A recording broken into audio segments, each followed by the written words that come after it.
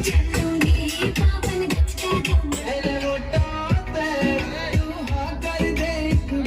आपने मुझे बुलाया? हाँ बुलाया है, मगर तुम्हारी शक्ल देखने के लिए।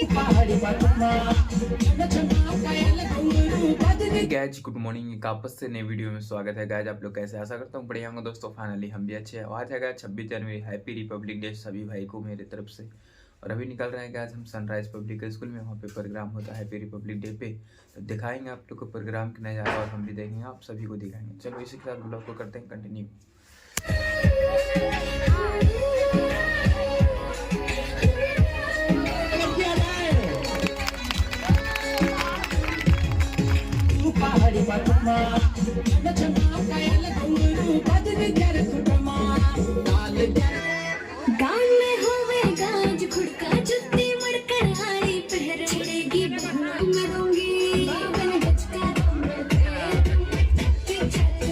आपने मुझे बुलाया? हाँ बुलाया है, मगर तुम्हारी शक्ल देखने के लिए नहीं आए। तुम्हारे बाप ने शादी के बाद 3 लाख रुपए और 4 पहिए की गाड़ी देने के लिए कहा था, लेकिन अभी तक उन्होंने क्यों नहीं भिजवाए? माँ जी बाबूजी के पास पैसे नहीं है, वो इतने पैसे कहाँ से देंगे? पैसे नहीं है, बिना पैसों की शादी होती है? इतना सुंदर मकान है, वही की क्यों नहीं रख देते? माँ जी बाबूजी ने लड़की की रखड़ी तो शादी की। अच्छा जाओ और अपने बाप से कह देना कि जल्द से जल्द पैसों का इंतजाम कर दो या भिजवा दें। ठीक है। विनोद, ओ विनोद। अरे माँ जी क्या बात है, आपने मुझे बुलाया? इधर आ।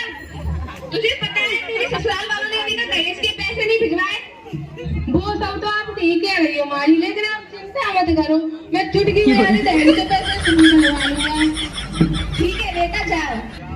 बहू, ओ बहू, अभी तक तुम्हारे बाप ने दहेज के पैसे नहीं भिजवाए? माँ जी बाबूजी के पास पैसे नहीं है। विनोद, बेटा विनोद इधर आ। आया माँ जी क्या बात है? देख तेरी पत्नी की कैसी की तबीयत जवान चल रही है। क्यों तुम्हारी इतनी हिम्मत मेरी माँ से जुबान लड़ा रही है? मैंने माँ जी से जुबान नहीं लड़ाई बेटा, लातों की भूत बातों से नहीं मानते। मेरे घर में तुम्हारी कोई जरूरत नहीं है। भगवान के लिए मुझे मत निकालो, मैं कहाँ जाऊंगी? बाहर में जाओ, मुझे तुम्हारी कोई जरूरत नहीं है। अगर तुम्हें इस घर में रहना है तो पहले अपने बाबूजी से कहकर दहेज के पैसे लेकर आओ, तभी तुम इस घर में रह सकती हो, वरना निकल जाओ मेरे घर से। और ये भी तो तेरा ही घर है, मैं यहाँ बेच दूंगा। नहीं पिताजी, घर बेचने की कोई जरूरत नहीं, ना ही मुझे उस घर में वापस जाना है। कोई बात नहीं, ये भी तो तेरा ही घर है, हम दोनों साथ मिलकर रहेंगे। विनोद बेटा तुम्हें पता है, बगल के गांव में एक लाला जी रहते हैं, उनकी एक बेटी है, बीए पास है, बहुत पैसे वाले हैं। तुम उनकी बेटी से शादी कर लो, शादी में 4 पहिए की गाड़ी, बहुत सारे पैसे, घर का सारा सामान, सब कुछ मिलेगा। इतना सब कुछ मिलेगा माँ जी, फिर तो मैं वही शादी करूंगा, जरूर करूंगा, चाहे लड़की कैसी भी हो। ठीक है बेटा, जाओ मेरे लिए नई बहू लेकर आओ। जी माँ जी लाता हूँ।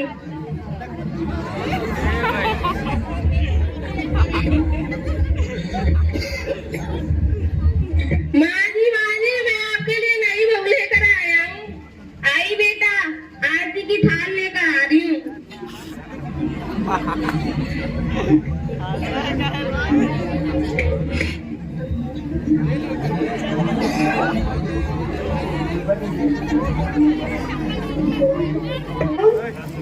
देखो ना मेरा कमरा कितना गंदा पड़ा है, इसमें झाड़ू लगा दो ना प्लीज।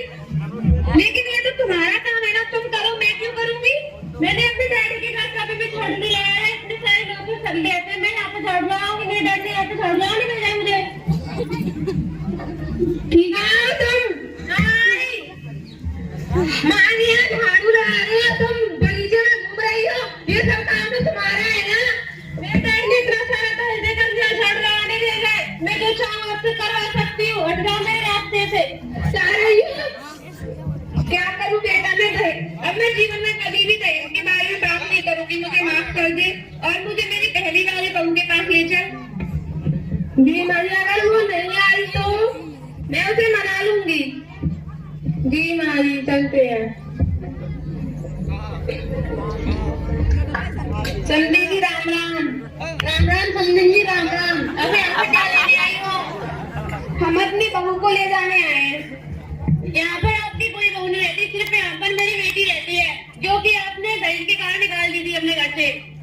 हमें माफ कर दीजिए, हमें अपनी गलती पर पछतावा है और हमें अपनी गलती पर पछतावा है। हम अपनी बहू को अपने साथ लेकर ही जाएंगे, लेकिन हम अपनी बेटी को तुम्हारे साथ नहीं लेना चाहते, क्योंकि तुमने दहेज के कारण पहले मेरी बेटी को अपने घर से निकाल दिया और अब दूसरी शादी कर ली। जब उसने आपको ठुकरा दिया तो अब मेरे पास फिर से लौट आए। मैं भूल गई थी कि दहेज से बढ़कर बहू होती है। मुझे माफ कर दो बहू। मैं अपनी बेटी से बात करके बताता हूँ, क्योंकि उसका जीवन है, वो किस तरह करना चाहती है मैं कुछ नहीं कह सकता। तो फिर ठीक है, आप उनसे बात कीजिए। क्या बेटी तुम अपने ससुराल वापस जाना चाहती हो? वैसे तो बेटी का असली घर ससुराल ही होता है। पिताजी, मैं अपने ससुराल जाना चाहती हूँ, क्योंकि मेरा जीवन वही कटेगा। समधन जी, मेरी बेटी आपके साथ जाने के लिए तैयार है, मगर मैं दोबारा से कोई शिकायत नहीं करूंगा। अगर ऐसा हुआ तो मैं फिर सहन नहीं कर पाऊंगा। आप चिंता मत कीजिए, हम आपसे वादा करते हैं आपकी बेटी को बिल्कुल भी परेशान नहीं करेंगे। चलो बहू।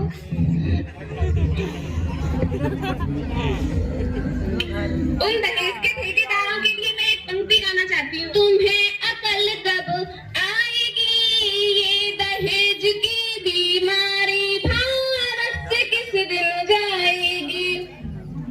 लड़कों का भी हुआ प्रमोशन, मांगे सिस्टम, कहते हैं हमें दहेज चाहिए, ना देने पर लड़ते हैं। सरकारियों का काम जैसे कि हो मेरे वालम थानेदार।